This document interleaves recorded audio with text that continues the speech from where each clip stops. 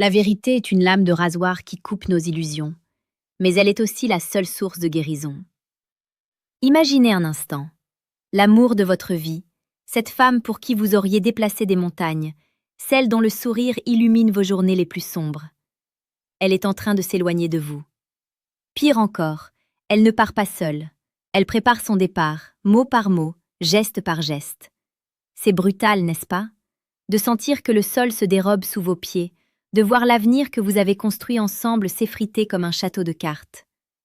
Vous sentez cette piqûre d'agonie dans votre poitrine, ce doute insidieux qui vous ronge de l'intérieur. Et la douleur de la trahison, celle qui vous laisse vide et brisé, est à portée de main. Mais il y a une chose pire que la vérité qui blesse. C'est l'ignorance qui tue. Ignorer les signes, les indices, ces phrases assassines qu'elle prononce avant de vous quitter, c'est choisir de rester dans l'obscurité. C'est se condamner à souffrir 2 fois. Aujourd'hui, nous allons déchirer le voile de l'illusion. Aujourd'hui, vous allez apprendre à entendre ce qui est réellement dit. Sénèque, le grand philosophe stoïcien, nous l'a rappelé avec une sagesse intemporelle. Ce n'est pas parce que les choses sont difficiles que nous n'osons pas, c'est parce que nous n'osons pas qu'elles sont difficiles.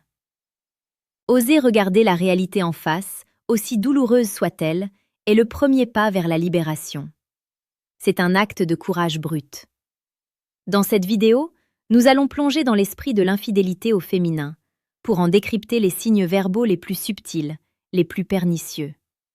Vous allez apprendre à anticiper la tempête avant qu'elle ne vous emporte. Restez avec moi jusqu'au bout, car chaque mot que vous entendrez pourrait être la clé qui vous sauvera d'une douleur infinie.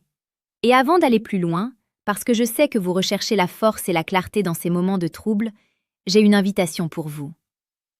Pour ceux qui aspirent à une maîtrise de soi inébranlable et à une compréhension profonde de la nature humaine, vous trouverez dans la description un lien. C'est le 3e lien. Il vous mènera à une ressource exclusive, le manuel sexuel du stoïcien impitoyable. Ce n'est pas pour tout le monde, mais si vous êtes prêt à forger votre esprit comme l'acier face à l'adversité, c'est pour vous. Commençons notre descente au cœur de la psychologie de l'infidélité. Rappelez-vous, ce que vous allez entendre n'est pas une simple liste d'excuses. C'est une fenêtre sur un cœur qui a déjà fait son choix, un cœur qui s'éloigne. Ces phrases sont comme des fissures dans un barrage, les premiers signes que la structure s'effondre. La première phrase est une attaque directe contre votre perception de la relation. Tu te fais des idées, tu es trop insécure. Imaginez la situation. Vous rentrez du travail, un doute vous ronge. Vous avez remarqué de petits changements, une certaine distance. Vous posez la question, doucement, avec amour. Et voici la réponse. C'est une technique de manipulation puissante, une tentative de vous faire douter de votre propre raison. Elle inverse les rôles. Vous n'êtes plus le partenaire inquiet, vous devenez le problème, l'instable. La psychologie derrière cela est claire, c'est de la projection. Elle se sent coupable, consciente de sa trahison, et pour alléger son propre fardeau, elle vous fait porter le chapeau de la paranoïa. Une femme qui vous aime, qui est loyale, cherchera à vous rassurer, à comprendre vos craintes, à reconstruire la confiance. Une femme qui se prépare à partir l'utilisera comme une arme pour vous discréditer. Nous avançons vers la 2e phrase, qui semble innocente, mais qui est le signe d'un désengagement profond. J'ai besoin de temps pour moi, pour réfléchir à ma vie. Le besoin de solitude est légitime, mais dans un contexte de crise, il est un signal d'alarme. L'amour est une force qui unit, qui pousse à affronter les problèmes ensemble. Quand « je » remplace « nous » de manière systématique, c'est le signe que l'unité est rompue. Elle ne réfléchit pas à sa vie avec vous, elle réfléchit à sa vie sans vous. Elle est en train de créer une distance émotionnelle et physique, de tester les eaux d'une existence indépendante. C'est un test de résistance pour vous, pour voir si vous pouvez survivre sans elle. Et c'est aussi un moyen pour elle de se préparer mentalement à la rupture. Puis vient la 3e phrase, une tentative de dilution de la responsabilité. Notre relation n'est plus ce qu'elle était, on s'est perdu. Cette affirmation est une vérité partielle, un constat d'échec utilisé comme une excuse. Les relations évoluent, c'est une certitude. Mais une femme loyale verrait cela comme un défi à relever, un nouveau chapitre à écrire ensemble. Une femme infidèle l'utilise comme une justification pour sa trahison. Elle vous dit, à demi-mot, que la rupture est inévitable et qu'elle n'est pas la seule responsable. C'est une manière de se déculpabiliser, de vous faire partager le fardeau de l'échec. Ne vous laissez pas tromper par la mélancolie apparente de cette phrase. Elle cache un calcul froid. Hésitez-vous sur ce que vous entendez? Partagez vos pensées et vos expériences dans les commentaires. Votre histoire est importante. C'est dans ces moments de partage que nous trouvons la force et la clarté. Et pour ne manquer aucune de nos analyses quotidiennes sur la séduction la plus précieuse et pertinente, abonnez-vous à la chaîne. Rejoignez-nous dans le paradoxe du cœur. La 4e phrase est une déviation magistrale, une manière de vous distraire de ses propres actions. Tu devrais te concentrer sur ta vie, sur tes projets. Au premier abord, cela peut sembler un conseil bienveillant, une preuve d'amour. Mais dans un contexte de doute et de distance, c'est une manière de vous dire « Arrête de t'occuper de ce que je fais ». C'est une tactique pour vous éloigner de ses secrets, pour vous occuper avec vos propres problèmes pendant qu'elle prépare son départ. C'est une manière de vous mettre à l'écart, de vous désinvestir de la relation. Elle vous dit, en substance, que vous n'êtes plus sa priorité et que vous ne devriez pas non plus faire d'elle la vôtre. C'est une invitation à l'indépendance, non pas pour grandir ensemble, mais pour vous séparer plus facilement. Nous arrivons à la 5e phrase, une comparaison insidieuse et humiliante. Pourquoi tu ne peux pas être plus comme? Le nom qui suit n'a pas d'importance. Ce qui compte, c'est l'acte de comparaison lui-même. C'est une attaque directe contre votre estime de soi. Elle vous dit que vous n'êtes pas assez bien, que quelqu'un d'autre pourrait la satisfaire là où vous échouez. C'est souvent le reflet de son attirance pour une autre personne. Elle projette les qualités de son amant sur vous, pour vous montrer vos lacunes. C'est une manière de vous rabaisser, de vous faire sentir indigne de son amour. Et c'est aussi un moyen pour elle de justifier son infidélité, de se dire qu'elle mérite mieux. C'est un signe clair qu'elle a déjà commencé à vous désidéaliser, à vous remplacer dans son cœur. La 6e phrase est une fuite en avant, un refus de s'engager. Je ne suis pas sûre de ce que je veux pour l'avenir. C'est le comble du désengagement. Une femme qui vous aime a une vision de l'avenir avec vous. Elle peut avoir des doutes, des peurs, mais elle a une direction claire. Quand elle vous dit qu'elle ne sait pas ce qu'elle veut, elle vous dit en réalité que ce qu'elle veut n'est plus avec vous.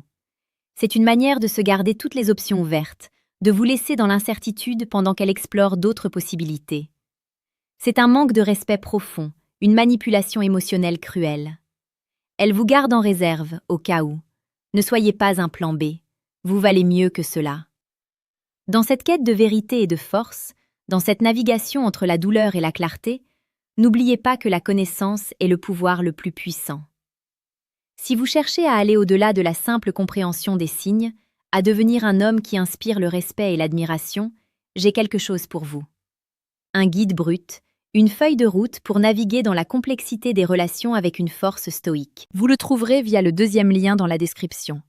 Le manuel brutal du séducteur stoïque. C'est une invitation à transformer votre vie. Nous arrivons à la 7e phrase, et celle-ci est la plus déroutante de toutes. C'est le moment où elle vous surprend, où elle vous déstabilise, car elle ne s'en prend pas à vous. Elle s'en prend à elle-même. C'est de ma faute, je ne suis pas assez bien pour toi. Attendez une seconde. Elle vient de dire que c'est de sa faute? N'est-ce pas une preuve d'humilité, d'amour? Non. C'est la manipulation la plus sophistiquée du répertoire. Pourquoi? Parce que cette phrase désarme toute votre colère. Comment pouvez-vous vous mettre en colère contre quelqu'un qui se blâme? Elle vous place dans une position de sauveur, de protecteur. Vous allez vouloir la rassurer, lui dire que ce n'est pas vrai, qu'elle est parfaite pour vous. Et ainsi, vous oubliez vos doutes, vous oubliez ses actions suspectes, vous oubliez la distance. Vous vous concentrez sur elle, sur sa détresse apparente. C'est une tactique pour s'attirer votre sympathie, pour vous faire culpabiliser d'avoir douté d'elle. Et c'est aussi une manière de se dédouaner par avance. Elle vous prévient qu'elle va vous faire du mal, et elle vous dit que c'est parce qu'elle est imparfaite. Elle vous donne une raison, une justification pour sa future trahison. C'est une façon de vous dire « Ne sois pas surpris quand je partirai, je t'avais prévenu que je n'étais pas à la hauteur. » Ne tombez pas dans ce piège, ne soyez pas son sauveur, soyez le gardien de votre propre cœur. Nous continuons notre exploration avec la 8e phrase, un refus total de communication. Je n'ai pas envie d'en parler, c'est fatigant de toujours répéter les mêmes choses. Le silence est le bruit le plus fort dans une relation qui s'effondre. C'est le signe que le dialogue est rompu, que l'un des partenaires a abandonné. Une femme infidèle utilise le silence comme un mur pour se protéger, pour cacher ses secrets. Elle refuse de s'engager dans une discussion constructive, car elle sait que cela pourrait l'exposer. C'est une manière de vous ignorer, de vous faire sentir que vos préoccupations ne sont pas importantes. Et c'est aussi un moyen pour elle de vous fatiguer, de vous décourager, pour que vous arrêtiez de poser des questions. Ne vous résignez pas au silence, c'est un poison pour la relation. Puis vient la 9e phrase, une attaque contre vos propres projets. Tes projets sont irréalistes, tu devrais être plus terre à terre. Encore une fois, cela semble être un conseil pragmatique. Mais dans ce contexte, c'est une manière de dévaloriser vos aspirations. Elle ne croit plus en vous, en votre potentiel, en votre avenir commun. C'est le signe qu'elle ne se projette plus avec vous, qu'elle ne voit plus votre réussite comme sa réussite. C'est un moyen de vous rabaisser, de vous faire sentir petit et insignifiant. Et c'est aussi une manière de se justifier pour sa trahison, de se dire qu'elle mérite quelqu'un de plus ambitieux ou de plus réaliste. C'est un signe clair de mépris, et le mépris est le poison le plus puissant pour l'amour. Et enfin, la 10e phrase, l'ultime aveu d'échec. Je suis désolée de t'avoir fait du mal, mais je ne peux plus continuer. C'est la phrase qui précède la rupture définitive. C'est un aveu de culpabilité, mais aussi de déterminisme. Elle est désolée, mais cela ne change rien à sa décision. Elle ne peut plus continuer, et elle ne vous dit pas pourquoi. C'est une manière de vous laisser dans le flou, dans l'incompréhension, dans la douleur. C'est une phrase brutale, une phrase qui vous laisse face à un vide immense.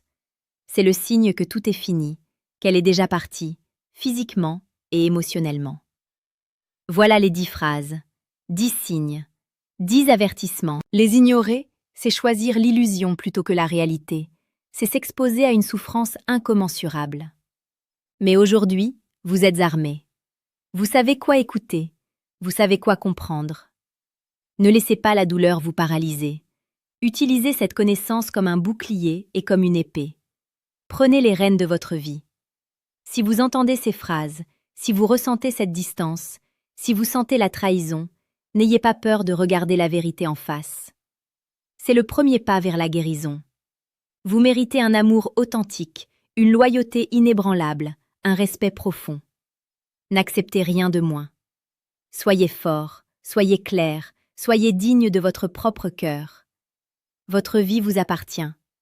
Forgez-la avec courage, avec détermination, avec la force de ceux qui osent regarder la réalité en face.